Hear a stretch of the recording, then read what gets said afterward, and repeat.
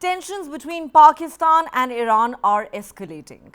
A day after Iran carried out an airstrike inside Pakistan's borders, Pakistan launched counter-strikes in Iranian territory. At least 11 people have been killed as the two neighbors traded airstrikes over the last 2 days, signaling a worrying escalation of tensions and armed conflict in the Middle East, already racked by violence and bloodshed following Israel's war on Gaza and attacks by Iran-backed Houthi militia on commercial ships in the Red Sea. 9 deaths, including those of 4 children, were reported from Iran this morning, and 2, both children, from Pakistan on Wednesday. Tehran says it targeted camps run by terrorist group Jaish al-Adl in Pakistan, as this group has been targeting Iranian security forces for a long time. Pakistan had warned that this incident was completely unacceptable and would have serious consequences. Now Islamabad says it carried out precision strikes today aimed at terrorist hideouts in the Sistan-Baluchistan province of Iran along the shared border between the two countries. These are Pakistani-origin terrorists, according to Islamabad. Apart from its strike on Pakistan, Iran recently unleashed missile and drone attacks on neighboring Iraq and Syria as well, drawing sharp comments from the United States. Now, China and India too have issued statements on the flurry of airstrikes by Iran. Beijing has called for restraint from both sides, that is Pakistan and Iran, and offered to mediate to ease tensions. India, while distancing itself from what it described as a matter between Iran and Pakistan, made a significant remark, saying it understands actions that countries take in self-defense. After this morning's strikes, Pakistan said specifically targeted precision military strikes against terrorist hideouts. An operation codenamed Marg Bar Samachar, or Death to the Guerrilla Fighters, killed a number of terrorists. It added that it had previously consistently shared its serious concerns about safe havens and sanctuaries enjoyed by Pakistani-origin terrorists in ungoverned spaces inside Iran. However, because of a lack of action, these terrorists continue to spill the blood of innocent Pakistanis with impunity. Islamabad also claims that it acted against these groups in light of credible intelligence of an impending attack. Following today's airstrike, Iran summoned Pakistan's top diplomat to register a protest. On Wednesday, Pakistan had recalled its ambassador from Iran and expelled Tehran's counterpart. The Iranian Foreign Minister, Hossein Amir Abdullahian, speaking on the sidelines of the World Economic Forum in Davos, said his country had targeted an Iranian terrorist group and that none of the nationals of the friendly and brotherly country of Pakistan were targeted.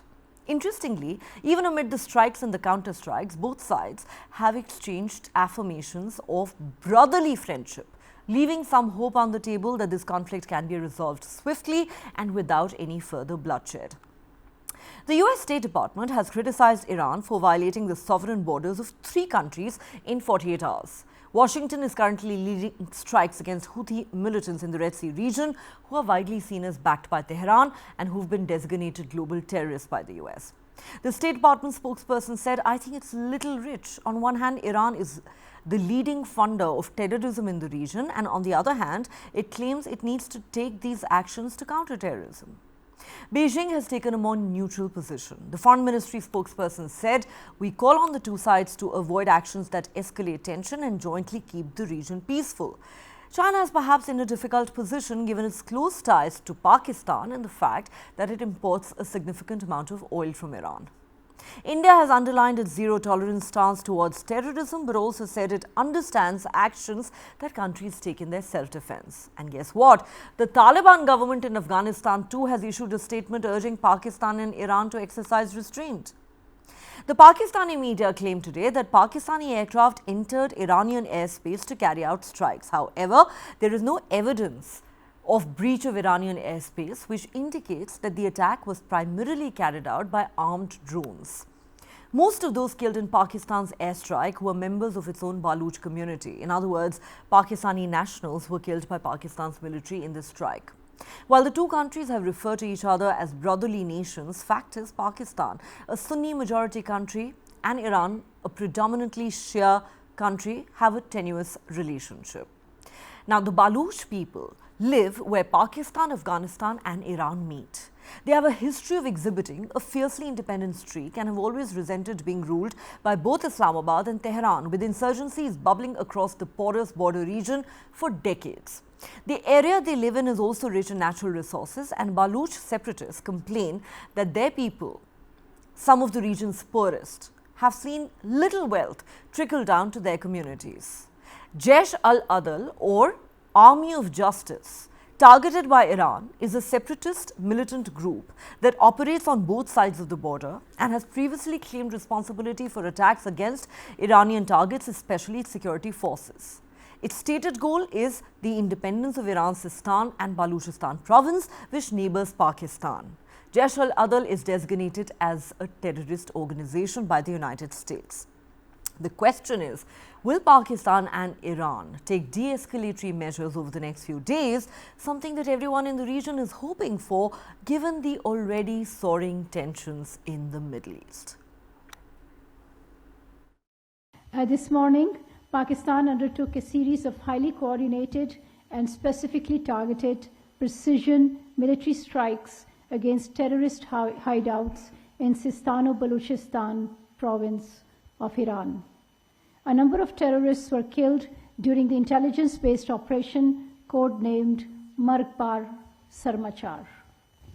This morning's action was taken in light of credible intelligence of impending large-scale terrorist activities against Pakistan by these terrorists. This action is a manifestation of Pakistan's unflinching resolve to protect and defend its national security against all threats. Iran is a brotherly country, and the people of Pakistan have great respect and affection for the people of Iran.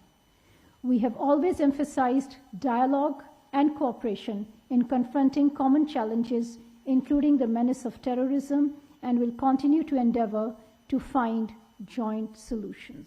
The Prime Minister of Pakistan, Anwarul Haq Kakar, who is currently in Davos to attend the 54th annual meeting of the World Economic Forum, has decided to cut short his visit in view of the ongoing developments. The Foreign Ministry spokesperson has condemned the attack by Pakistan on the border with the Islamic Republic of Iran.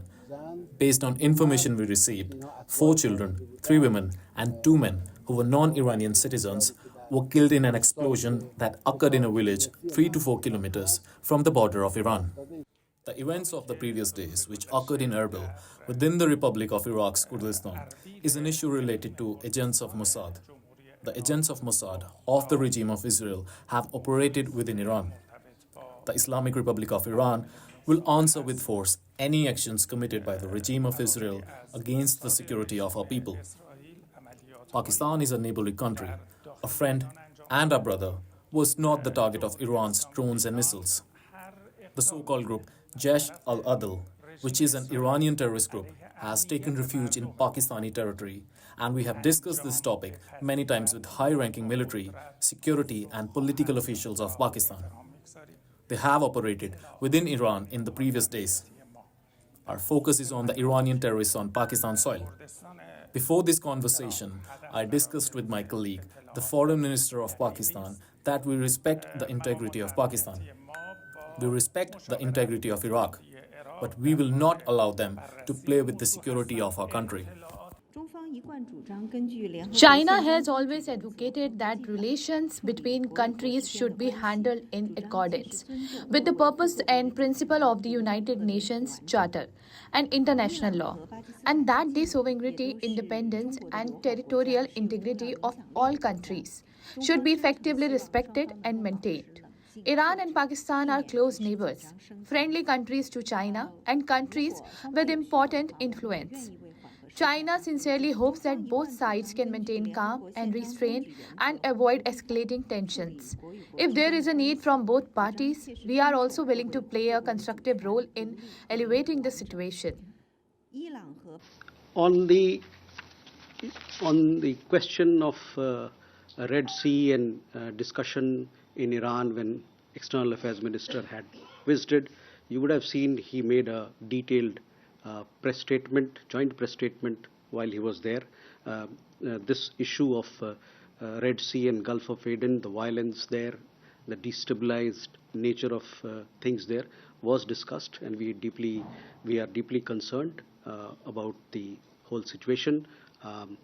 It does impact not just us, but it's an important shipping lane for not just India, but for the world. So we have our own interests there, which are being impacted. But at the same time, we have the Indian Navy, which is patrolling the area. They're trying to secure the sea lanes and do their best so that our economic interests are not impacted. I had the opportunity to speak with the foreign ministers of both countries this morning. They explained their positions and gave the reasons for their actions. We as Turkey recommend that the problem should not escalate further and that calm should be restored as soon as possible. Both sides said that they did not want to see the events spread further and that they took them under control.